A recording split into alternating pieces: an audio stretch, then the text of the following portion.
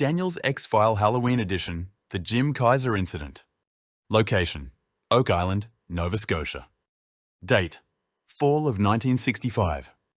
Informants: Farron Kaiser, Beulah Kaiser, and Tim Kaiser. Contributors include the History Channel, Randall Sullivan, and Danny Hennigar. Age at the time of the incident: approximately 43 years of age. Background: on August 17, 1965, Robert Restall, at approximately 2:45 p.m., fell into a shaft that was being excavated near Smith's Cove. Robert Restall, Jr., Cyril Hiltz, Carl Grazer, and Andrew Damont each attempted to save each other, but none of them were able to before being overcome by an egg-smelling gas, which rendered them unconscious. A visiting New York fire captain, Edward White, attempted to save the men, but he was only able to save Andrew Damont, who was still alive, but unconscious. The other 4 men were dead. Since it was too dangerous for anyone to go into the shaft, a plan was decided to recover the bodies using a 3-pronged treble hook. In the meantime, Jim Kaiser, who was not present on Oak Island that day because he was home fixing a broken water pump at his wife's insistence. Upon hearing the news, Kaiser immediately rushed to the scene and learned what the plan was to recover the bodies. He said, "No way, you're not doing that. I'll go down." Kaiser used a World War II-era gas mask stuffed with wet rags and was successful in recovering the bodies. After the tragedy, Robert Dunfield obtained the search rights to continue work on Oak Island. Dunfield needed someone who had experience working on the island and offered the night watchman position to Kaiser. Kaiser was no longer interested in the digging aspect of the treasure hunt. Kaiser accepted the job and would stay the night on Oak Island in the Restalls' cabin. Testimony: a few months after the tragedy in the fall of 1965, Jim's son, Farron Kaiser, relates the following testimony as told to him by his father. "Dad said it was about 11 or 12 o'clock. He said, I had a little fire going. I put some wood on the fire and then I lay down on the cot and closed my eyes. Apparently, he fell asleep. And he said, I woke up and I couldn't breathe. And he said, there was 2 of the biggest red eyes you would ever want to see looking right into his. And the whole body was covered with tight, curly black hair. He said that was all he could see because whatever it was holding him down by his arms and had him pinned so tight he couldn't move. But then it smiled at him and said, don't ever come back. My dad said when it let him go and disappeared, the whole building shook. Immediately after the incident, Kaiser thought that the other men who he worked with had pulled a practical joke on him because they all had fun with each other. Pulling pranks. Kaiser quickly realized it was no joke and got into his truck and left Oak Island. The next morning, Kaiser found that he was covered with bruises.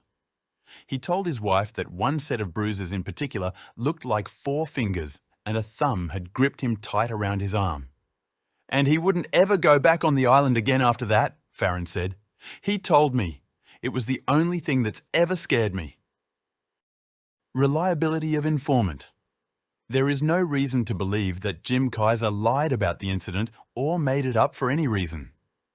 Kaiser was a hard-working and tough man whose integrity showed when he was willing to retrieve the bodies of the men in the pit near Smith's Cove. Official explanations. It is thought that perhaps Kaiser had a nightmare and perhaps had suffered bruising that he was not aware of receiving that showed up the next morning. Kaiser must have been suffering considerable guilt for not being on the island when the 4 men died in the tragedy months earlier. Feeling that if he was there, he could have prevented the deaths.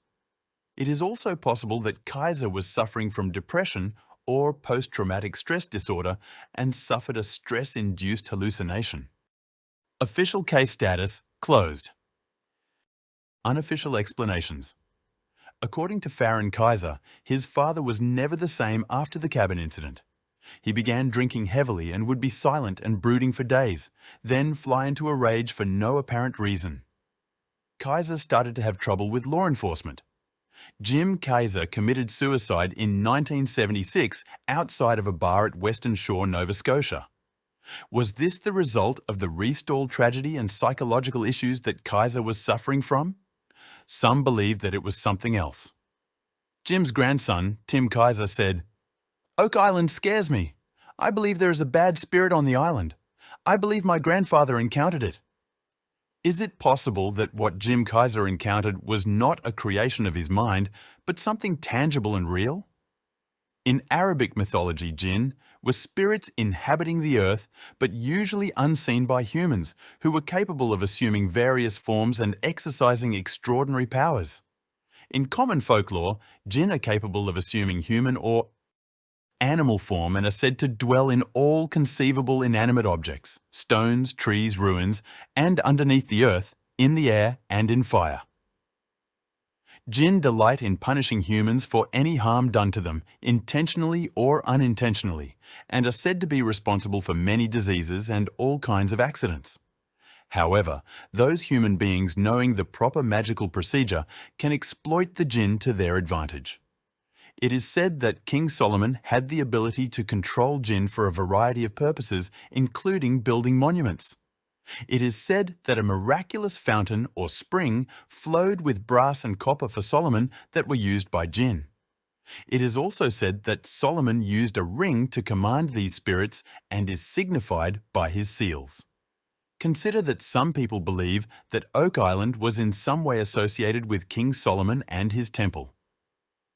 There have been many unexplained and ghostly events that have been recorded happening on the island. Did the grief and anguish of Jim Kaizer bring about one of these jinn terrorizing him for their own pleasure? The truth is out there. Unofficial status of the case. Open with investigation pending. www.theoarchislandcompendium.com. This is dedicated to the memory of James Roland Kaizer, 1933 to 1976. Daniel and Charlotte,